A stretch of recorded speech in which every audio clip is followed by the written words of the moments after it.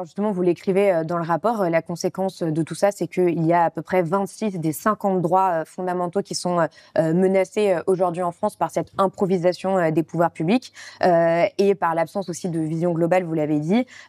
Concrètement, comment est-ce que ça se traduit justement cette atteinte aux droits fondamentaux? Vous parlez du droit du travail, du droit à la santé, du droit à l'éducation. Le droit à l'éducation, c'est très simple. En 2030, donc dans 6 ans, 1,3 million d'enfants en école de maternelle, donc des enfants de 2 à 5 ans, vont subir des vagues de chaleur ou des pics de chaleur de plus de 35 degrés directement dans leur école. Or, il est très dangereux pour un enfant de cet âge d'être exposé à cette température. Donc on parle du droit à l'éducation là, mais aussi du droit à la santé. On parle de 100% des écoles de Paris, de Seine-Saint-Denis, des Bouches-du-Rhône ou de Gironde. Le droit à la santé, parce que... Et ça, c'est lié directement, justement, à l'inadaptation des infrastructures. C'est-à-dire qu'en fait, il n'y a pas de climatisation ou il n'y a pas assez d'isolation des bâtiments, quoi. Complètement, ouais. La plupart des écoles sont aujourd'hui des passoires thermiques et il n'y a pas de plan national d'adaptation au niveau de l'éducation nationale pour permettre à ces enfants d'être protégés contre des conséquences qui sont certaines et qui vont se multiplier. Pour le droit à la santé, c'est également le cas. 5% des hôpitaux risquent de fermer d'ici 2100 à cause des différents aléas climatiques extrêmes, risque d'inondation et vagues de chaleur. Par exemple, il n'y a pas très longtemps, j'ai dû faire une IRM pour mon pouce. Et j'ai demandé à la dame si l'IRM pouvait fonctionner à une température excédant 22 degrés. Elle m'a dit non. Et c'était déjà arrivé qu'ils doivent fermer le service de l'IRM parce que la chaleur était trop élevée. C'est une illustration toute bête, mais qui est pourtant parlante, que les hôpitaux fonctionnent de manière optimale entre 18 et 22 degrés. Et pourtant, il n'y a pas d'obligation réglementaire de construire des hôpitaux qui doivent être conçus pour pouvoir subir des aléas climatiques extrêmes ou des vagues de chaleur, tout simplement. Et ça encore, c'est un problème tout simplement de politique publique. Et il suffirait tout simplement d'avoir le courage politique de dire il faut mettre en place des investissements. Certes, ça va coûter de l'argent, mais vous préférez anticiper que de réparer, puisque de toute façon, il va falloir dépenser des milliards d'euros pour pouvoir s'adapter.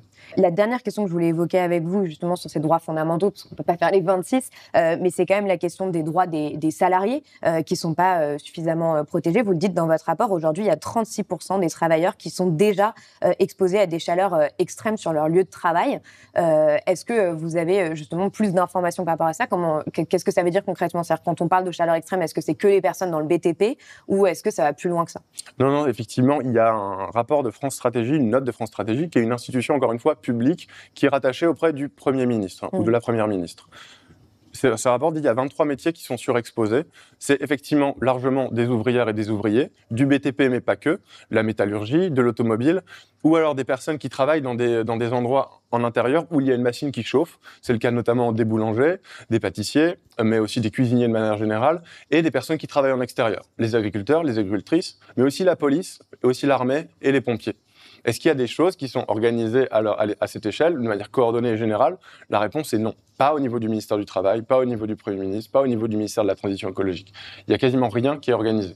Récemment, effectivement, il y a un décret qui a été publié le 28 juin pour permettre, en cas de vigilance orange et rouge canicule, aux ouvrières et aux ouvriers du BTP de se retirer des chantiers, puisque les chantiers seraient à l'arrêt pour les protéger. Ouais, d'être en chômage technique et d'être rémunéré à 75% de leur salaire. Mais ça encore, c'est une illustration en fait de la politique par à coup. En gros, on réagit après l'accident et on se dit genre oui, publions un décret plutôt que de prendre des mesures anticipées et coordonnées pour tout le monde. Pourquoi juste les ouvrières et les ouvriers du BTP quand il y a plein d'autres professions qui sont concernées? Pourquoi juste les vigilances orange et rouge canicule alors que c'est également le cas dès qu'il y a un pic de chaleur ou une vague de chaleur? Pourquoi ne pas prendre en compte aussi la température ressentie en intérieur plutôt qu'aussi en extérieur? Ça, il y a des réflexions qui sont en cours. Encore une fois, on est très bon à savoir ce qui va nous arriver, mais on est très mauvais à mettre en œuvre des politiques ambitieuses pour le faire. Je recevais l'économiste Éloi Laurent il n'y a pas longtemps qui parlait justement du fait que les vagues de chaleur n'étaient pas du tout prises en compte dans ces politiques d'adaptation et dans les politiques tout court, alors qu'en fait, les effets sur la santé de vagues de chaleur en continu sont aussi totalement délétères. Donc c'est vrai que c'est un sujet.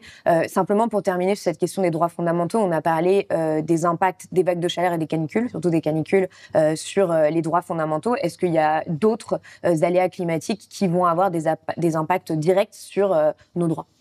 Il y a effectivement d'autres droits, notamment le droit au logement, puisque en cas d'aléa climatique extrême, s'il y a une inondation forte et que les politiques publiques n'ont pas su anticiper des crues soudaines, votre droit à un logement décent va également être atteint.